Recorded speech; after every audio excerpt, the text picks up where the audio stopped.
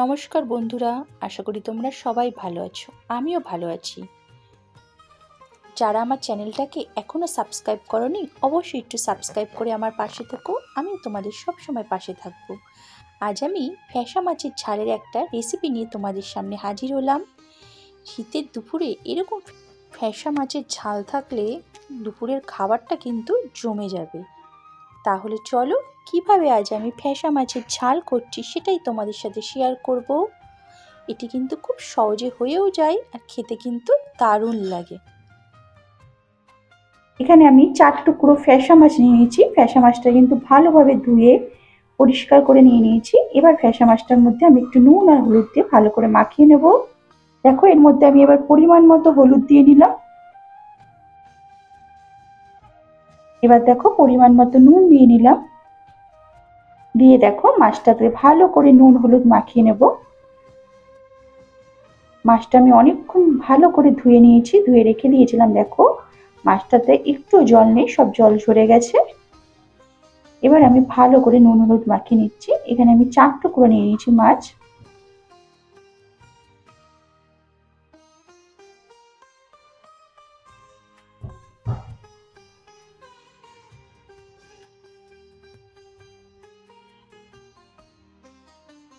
এখানে সর্ষে নিয়ে নিয়েছি, কাঁচা লঙ্কা রসুন নিয়ে নিয়েছি। আজকে এই সর্ষেটা আমি রসুন আর কাঁচা লঙ্কা দিয়ে পেস্ট করে নেব। দেখো সর্ষেটা আমি কিন্তু একটু নুন লঙ্কা রসুন সব একসাথে পেস্ট করে নিচ্ছি। আর সর্ষে বাটার সময় একটু নুন দিয়ে নেবে, তাহলে কিন্তু সর্ষেটা তিতকুটে লাগবে না। আজকে কিন্তু আমি সর্ষেটা দেখো শিলনোড়ায় পেস্ট করে নিচ্ছি। আমি না, সর্ষেটা আমার দিভাই পেস্ট করে দিচ্ছে। ওইদিকে আমি মাছটা ভেজে নেব।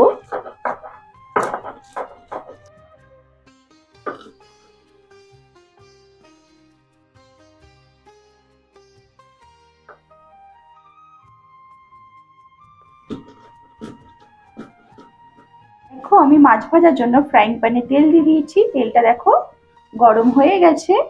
এবার আমি একে একে মাছগুলো সব দিয়ে দেবো।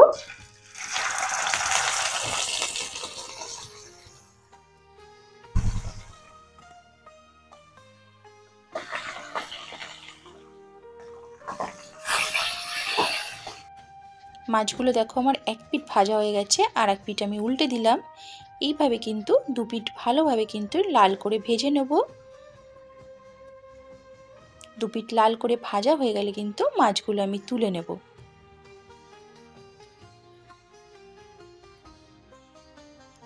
আর এখানে দেখো আমার সর্ষেটা বাটা হয়ে গেছে, আমি একটা বাটিতে তুলে নিয়েছি।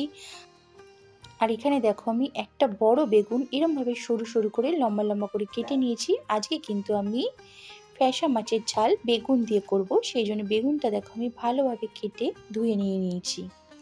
আর মাছটা দেখো আমার ভাজা হয়ে গেছে, মাছটা আমি তুলে নিয়ে নিয়েছি। এবার দেখো কড়াইতে আমি তেল দিয়ে দিয়েছি, আর ঝাল করার জন্য কিন্তু সর্ষের তেলটাই বেস্ট। আমি এখানে সর্ষের তেল দিয়ে দিয়েছি। দিয়ে একটু শুকনো লঙ্কা আর কালো জিরে দেখো ফোড়ন দিয়ে নিলাম। ফোড়নটা যখন একটু ভাজা ভাজা হয়ে যাবে, তখন দেখো আমি কেটে আর ধুয়ে রাখা বেগুনগুলো এর মধ্যে দিয়ে দিচ্ছি। সব বেগুনটাই কিন্তু আমি এবার প্যানের মধ্যে দিয়ে দেবো।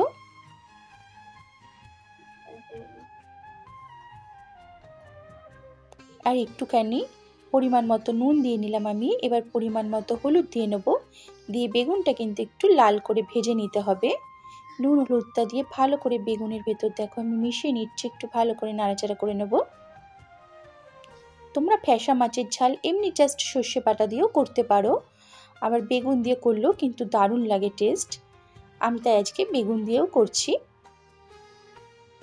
ভালোভাবে দেখো আমার নাড়াচাড়া করা হয়ে গেছে। দেখো বেগুনটা কিন্তু এইভাবে কিন্তু লাল করে ভেজে নিতে হবে। আমার বেগুনটা কিন্তু দেখো লাল করে ভাজা হয়ে গেছে কিন্তু, দেখেছো তো? এবার আমি এর মধ্যে বেটে রাখা সর্ষেটা দিয়ে দেবো। সর্ষেটা দিয়ে আমি কিন্তু ওই ছোট বাটি এক বাটি জল দিয়ে দিলাম। দেখো, দিয়ে এবার ভালো করে একটু নাড়িয়ে নেব।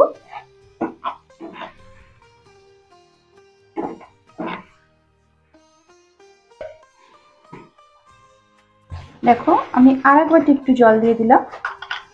দিয়ে এবার ভালো করে একটু নাড়িয়ে দিলাম। আর নুন হলুদ তো আগেই দেওয়া রয়েছে, এবার এটা একটু জোরে করে দেবো, একটু ফুটে আসলে তাহলে মাছগুলো দিয়ে দেবো। আমার কিন্তু মাছের ঝোলটা দেখো ফুটেই এসছে। এবার এর মধ্যে আমি কিন্তু মাছগুলো দিয়ে দেবো এক এক করে, কারণ মাছগুলো দিয়েও একটু ফোটাতে হবে, মাছগুলোর ভেতরেও কিন্তু নুন হলুদ সব ঢুকবে।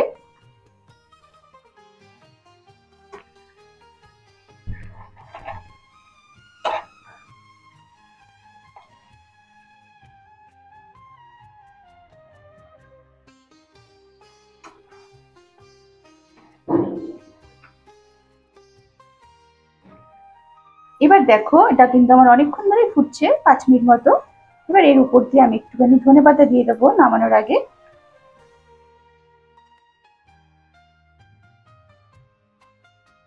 ধনেপাতাটা দিয়ে হালকা ভাবে একটু মিশিয়ে নিতে হবে।